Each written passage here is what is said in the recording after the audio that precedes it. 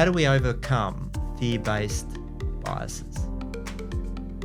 Fear is the number one factor that I see for a lot of my clients to not buy something, or to at least the catalyst for procrastination. And you only have to look at the last 4 years. I mean, you can go back so long, but I mean, 2000 you had COVID, 2020 you had COVID, 2021 there was the construction crisis where all builders were going to fall over and property prices were going to fall again. 2022 you had the mortgage cliff, and everyone was going, the property market was going to fall. And these weren't like off the cuff things. These were massive institutions, banks saying properties are definitely going to fall in price.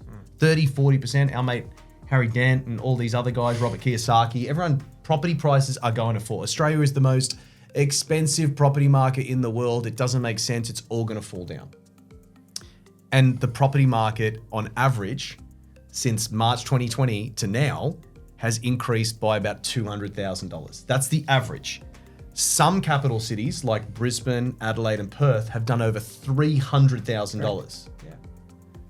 But I mean, I remember that fear-based bias. I remember buying my last home and upgrading in 2020 and being at the dinner table and my parents telling me, you're crazy.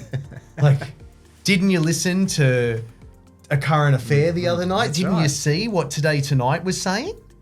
And again, I had the data, and I've been doing this for a long time, but still, even I was scared. I didn't know what was going to happen. So I think that is definitely a huge part of fear-based bias and what slows people down. Look, I mean, when I think about it, yeah, fear is a big factor. I think as a general statement, you know, emotion when it comes to anything financial is a really bad idea.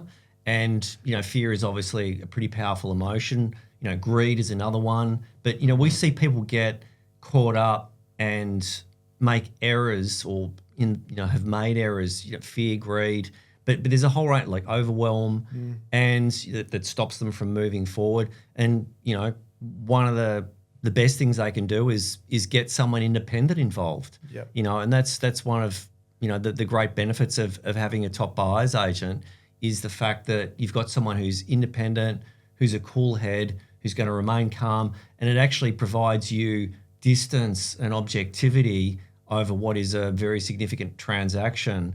And it actually removes the fear, the overwhelm, the over-enthusiasm, any of those emotions that as humans we're all subject to, but that are ultimately dangerous when it comes to making significant life-altering decisions. Over the last 20 years, like, how many crises have there been, including the GFC, where everyone was like, it's over? Yeah. And if you look at property now to what it was before, stocks have done the same. Like, if you look at it now, and clients, like, when a client says something to me like, oh, I think we're at the top of the market, I always know that they're a top investor, because you can tell that they're waiting for that excuse. And a lot of people want the excuse. When it sounded like the property market was going to fall down, and this is a sad reality about Australian property, a lot of people needed it to actually be the truth for them to actually have a chance to buy something. Like, they needed to see the property market fall 20, 30%, because for a lot of these people, where they want to live and the amount of money that they actually have, they need to see the market fall down. But I'm sorry, it's not going to happen. No. And I think, being keen students of history, which is what we are, we can see much further than the next 2 years or only the last 3 years. We see that based on the larger property cycle of it, and we understand this is going to be a blip. You're not even going to remember it. And that extra, my wife to this day is still frustrated with me, because I think when our last property we bought in 2020, I spent about 50 grand more than what I personally valued it at. And she's like, what are you doing? We're overpaying. And I'm like, relax. Over time, it's going to be nothing. We had our house revalued a little while ago, and I showed her the valuation, and she was very happy. And I said, are you happy now we spent 50 grand more? Yeah. And she was like, oh yeah, I guess it's nothing.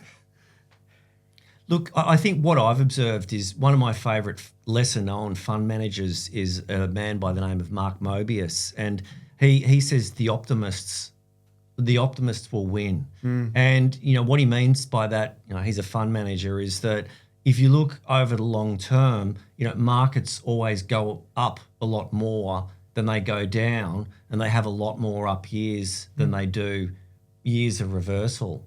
So, we're long-term bulls on property. We're not perma bulls. We realise that property does reverse.